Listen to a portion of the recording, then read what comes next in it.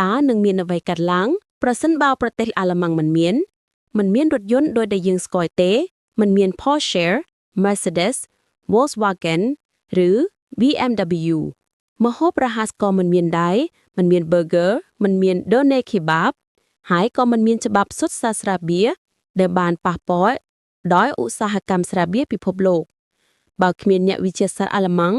ក៏នឹងមិនមាន Albert Einstein មិនមានទ្រឹស្ដីភាពទាក់ទងមិនមានបច្ចេកវិទ្យានុយក្លេអ៊ែរនិងចុងក្រោយក៏មិនមានគ្រាប់បែកបាតុភូតឬថាមពលនុយក្លេអ៊ែរ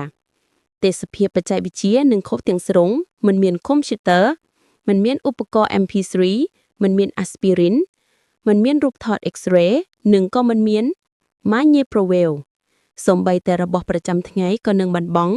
មិនមានម៉ាស៊ីនបោះពុម្ពទំនើបមិនមានប៊ូតុងភ្លើងនិងមិនមានទូរស័ព្ទផ្នែកប្រវត្តិសាស្ត្របើគ្មានអាល្លឺម៉ង់នោះនឹងមិនមានសង្គ្រាមលោកលើកទី2មិនមានសង្គ្រាមត្រជាក់មិនមានណេតូហើយប្រហែលជាមិនមានសហភាពអឺរ៉ុបឬសហប្រជាជាតិផងដែរ